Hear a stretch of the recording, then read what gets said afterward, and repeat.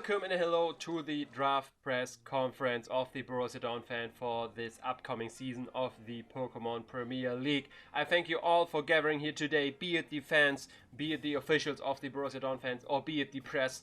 Very thankful for all of you who gathered here to witness this reveal of the upcoming championship team of the Pokémon Premier League. And let's get right into it. First of all, our most expensive player. Very happy to announce that we were able to secure Roaring Moon for our team as one of the premier sweepers of this generation. With Dragon Dance, of course, very strong moves in Crunch, Dragonclaw, Outrage, Earthquake, U-Turn. Very high attack stat, very high speed. But that's definitely one the opponent has to look out for. And yeah, very happy to have him on our squad as the main menace for our opponents to deal with. And of course, a star player itself is not enough to be a star team, so we have drafted a lot of support for him. One for all is of course the Corviknight. Great hazard remover, some might even say the best hazard remover in the game right now. We were able to secure it for our team. Great steel type for our failed dragon, steel type core. And of course has the slow U-turn to get big threats as our star player Roaring Moon in and go from there.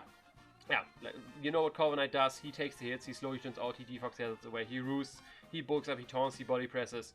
Very happy to have Corviknight on our squad. And next up we can welcome Rillaboom. He came back from retirement after Home got released again. Doesn't know all of his old tricks, but he's still there to support the team with grassy terrain and dish out some good damage and be bulky and do all the things Rillaboom did in the past, minus some little stuff here and there. But that's why we were able to secure him for our team for a very budget price, because not many coaches out there trust this old guy, but I do. I'm one of the more older guys in this league myself, so I'm definitely here to give Rillaboom a chance to prove all them haters wrong, that even though he might have lost some moves, he did not lose his spark. And yeah, that's what I'm here to prove to y'all. Next up, we can welcome Florges to the team. One of the best fairies in this league, and that's basically the reason why I drafted it. It is one of the best because it is a 9-point fairy in this league, and that means it is one of the fairies which is allowed and able to terrestrialize. We have Terra Fairy, Terra Water and Terra Ground for our Florges. Of course, Terra Fairy to boost the Moonblast, to boost the Draining Kisses, Terra Ground to hit pesky steel types, poison types, fire types, all of these types which resist Fairy. Is just having Fairy ground coverage is just amazing, especially if you have stab on both once you terrestrialize. And of course, Water as a more defensive Terra. So we can take on the steel types, be a bulky water, basically get all the resistance of a bulky water type and still hitting strong as heck with our fairy type moves, be it a draining cassette or something else. That's why we decided to go with this Terramon right here, and like I said, at 9 points, one of the best ones you can actually Terra, so very happy to have Florges on my team. Welcome to the Borussia Donphan. Next up is Spafra. We have a premier sweeper already in our star player Roaring Moon, so we do need a secondary sweeper for the special side as well. That's why it's Spafra here with speed boost, with Calm Mind, with stored power, with Shadow Ball, all the other stuff. Spafra is a menace for our opponent. With speed, she gets just faster and faster, and that's what we plan to do with her. Just go as fast as possible and then hit as hard as possible. My opponents won't know where we stand. Once they see a Spafra, they don't see it anymore, and then they see the Ludo screen.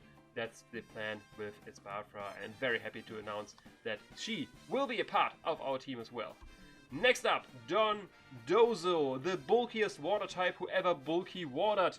Great HP set, great bulk. He is unaware of a lot of things, but mainly he is unaware of our opponent's stat boosts, and that's why we plan on drafting him as our secondary defensive backbone next to Corviknight, so we can take all the hits. But of course, now we do have a shared weakness between them with electric moves. We only have one resist in Roaring Moon for now, which of course is great resist because that's going to come too close to all the matches. But we do need some electric immunities as well, and that's why next up I'm happy to announce that we got secured Mudsdale, one of the more resilient endurance-based ground types there. Has great stamina, so he can take the responsibility of being the electric immunity definitely on his back without cracking the old bones. But he's a Stealth Rock setter as well, which we're missing so far, so he can set up the hazards, can take the electric moves and dish out strong earthquakes, body presses, heavy slams, all these shenanigans you expect from this great horse, and very happy to have Mudsdale on our squad. And even though he definitely is able to carry all the weight of being the electric switch, and we do plan on alleviating this weight a little bit, because we don't want to put too much stress on the body of Mazda, because we all know that just leads to injuries, and an injured player is not a good player, so we want our players to stay healthy. That's why later on we will definitely get another secondary electric immunity. But for now, first, Graphite is our next Terramon of choice. Terra Poison, Terra Flying, Terra Dark. The opponent wants to hit us with ground moves because super effective. No, we are flying. The opponent wants to hit us with psychic moves because super effective. No, we are dark. And this is a great player which benefits massively from the support of the grassy terrain of our Rillaboom, since this is an Unburdened Sweeper as well. It gets SD, has a higher attack than Halucha, who's already a well-known player to work well in terrain. So having Graphite here is super nice. That Toxic Spike setter as well. Of course, we know all the Prankster sets this thing dishes out usually in the league, but now with Terra and Grassy Terrain support, I want to show you guys the different side of Graphite, the offensive sweeping side of it, and I'm very happy. He gets acrobatics as well, dark type moves, of course, knockoff, foul play, all these shenanigans. Very happy with these Terra types, and very happy to announce that Graphite will be on our team together with Rillaboom.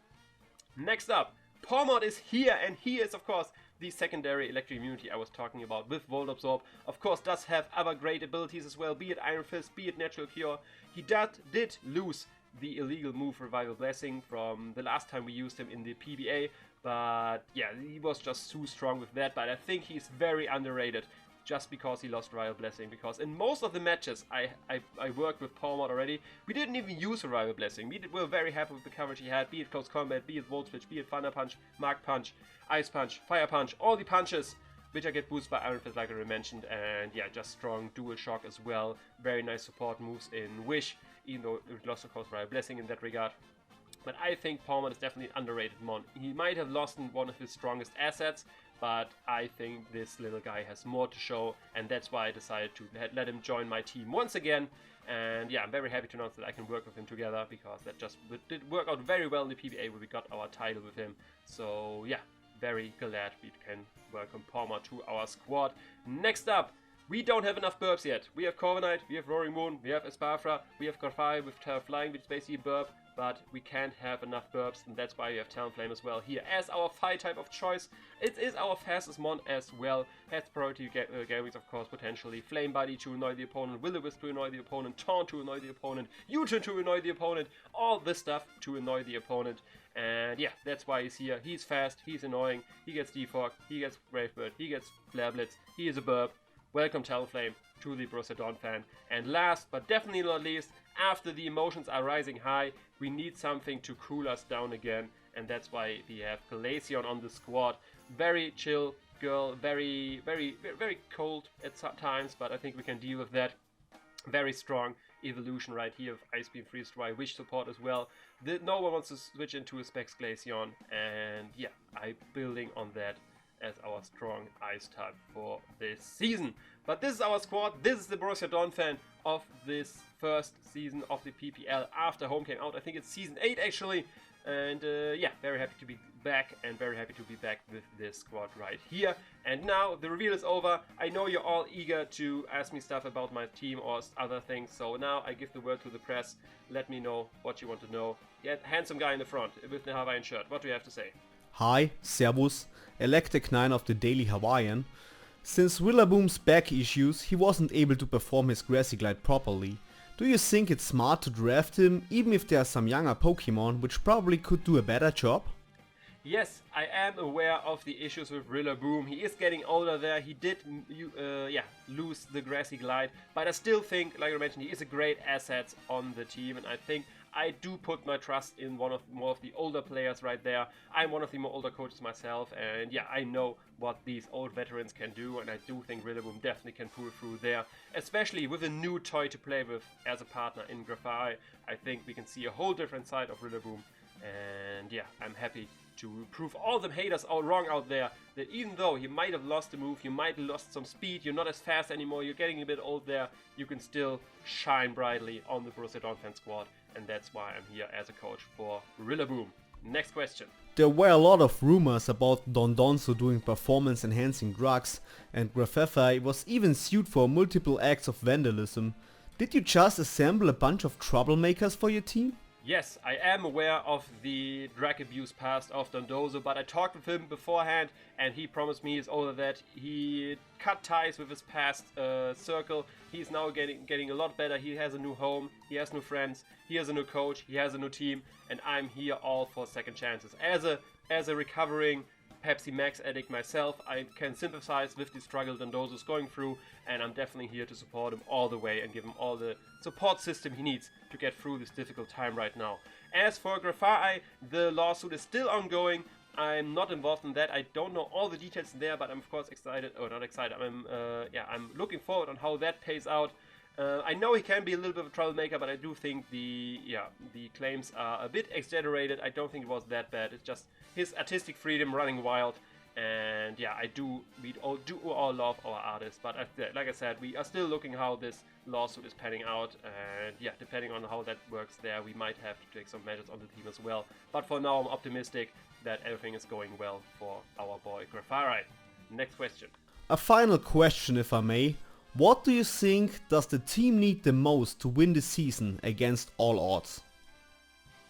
Okay, what our team needs the most? We all saw the reveal right here. It is a very strong squad, but there are some gaps, definitely. The draft was not easy. A lot of veteran coaches there, a lot of guys with a lot of experience, and of course girls with a lot of experience as well. So yeah, the draft did not go perfectly as planned, so are some gaps. One mainly in the hazard regard. We have Maps Davis Delfrock, we have Grafari with Toxic Spikes, and period, that's it. So definitely looking forward if we can maybe make some changes with free agents to get some more hazard potential on our squad, so we are not reliant on chip damage from attacks to get our opponents down, or potentially items with Rocky Helmet, so we can get some chip damage for our important sweepers, be it the Roaring Moon, be it the Espafra, be it the Grafari on the terrain, be it something else. We need the chip damage on the Mons, which it's easier done with hazards than without. So that's, I think, what we need the most potentially to prove ourselves in this league and take the championship crown. But okay, I think that's enough questions from you. Lady in the back, you have something to say as well. How satisfied are you with your speed tier?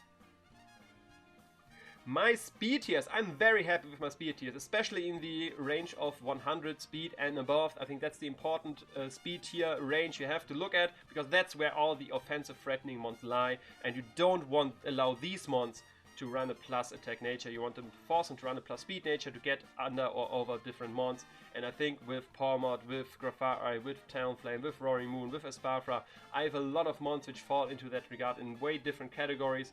And I think with that way we are very well prepared to deal with that. Under 100, I'm actually not too sure how our speed tiers align with itself. There might be some gaps here and there, but that's usually not the speed range I care about too much. 100 and above, I think that's the important one, and below that you can have some gaps which your opponents can try to use, but at least it's not that big of a detriment opponent using the speed tiers in that area, because we still have mons which outspeed that, so even if they are fast and strong, we have faster and stronger mons to deal with those. So I'm very happy with my speed tiers. Next question. You don't have a ghost type on your team. How will it do without fighting or normal immunity? Yeah, no ghost is definitely a thing. Mainly you want to have ghost types as spin blocker. We don't have that much hazards anyway yet, so it's not a weakness as of now, but it's definitely something once I improve on hazards I want to improve as well. And like you already mentioned, as a fighting switch, and it can be nice as well, Choice Scarf Close Combat can be problematic. We do have a lot of burps, but some of the burps are not resistant to fighting, of course, in our Roaring Moon. But Talonflame and the Florges, of course, are being our main fighting resists, will have to carry the weight on there. And yeah, Florges, of course, will probably not be a problem to bring a lot of matches, so it is so flexibility with Terra, but on the other hand, I don't really can Terra it if it's my only fighting resist. So yeah, having a ghost type maybe can help in that regard, but then Espafra is a good fighting resist as well. It might not be that bulky, but doesn't need a lot of invest in speed, since it's speed boosting anyway, so we can run so bulky. But yeah, the ghost type more hazards are definitely one things I might try to improve with future free agent changes. Next question. You have separated the Dream Team, Dondozo and Tatsugiri. Will Dozo get over the loss? Yes, I know that I separated them, but I'm actually very happy about that. As I already mentioned, Tatsugiri was a big part of the support system, which allowed Dondozo to fall into this drug abuse hole. He did put Tatsugiri in his mouth, Tatsugiri put other stuff into Dondozo's mouth, and that's how this whole circle started. And I'm very happy to separate these two and give Dondozo a different environment to, yeah, put some more healthy things in his moves than all the different colors of Tatsugiri. And yeah, given the Lucky Range and the support he needs, there might be a bit turmoil once we face him in a match. But I think we can get Dondozo there, that he's mentally prepared for that matchup, and yeah, without falling back into his old habits and his old demise. And yeah, that's all I have to say for that. Now, regarding next questions, I think we heard enough from you. You, in the front, what do you have to ask me? OG Wins from OG Wins Coffee Television Plus Plus from Germany here. Coach, was your absurd real-life obsession for birds impacting your draft? I think it's a well-known fact that I'm a fan of burps. I'm a fan of all kinds of burps, and it might have here and there it might have led to different drafting choices, as I already probably mentioned a few times in this conference. Burps are great, but look at these burps we have on our squad. Look at all of them. Let's go over them real again. Look at them and tell me which of these burps is not warranted to have on the team. We have Roaring Moon, great Dragon burp, great guy.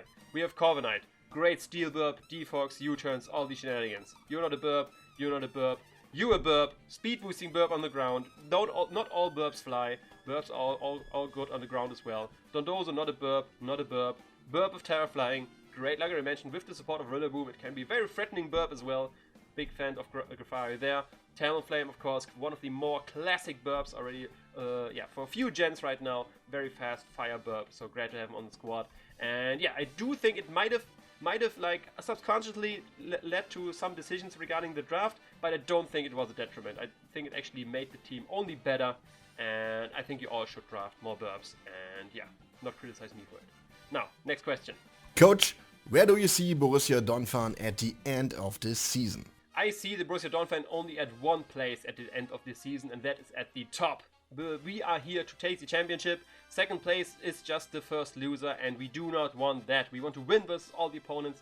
We want to win all the playoffs. We want to win the finals and get our second title in this gen. But even though it might be a little bit different gen right now with home there, it's not going to be easy. Like I said, I might talk big right here. And I do plan on do big as well, but it's definitely not going to be easy. It's not going to be a cakewalk, but I am here to prove all of them that I am here to walk over all the cakes, even though if they are not cakes, I don't know where I was going with this metaphor, but I'm here to take the championship, but that's all. Like, everyone in front of me has to go down. I'm sorry, I will try my best for that. No mercy.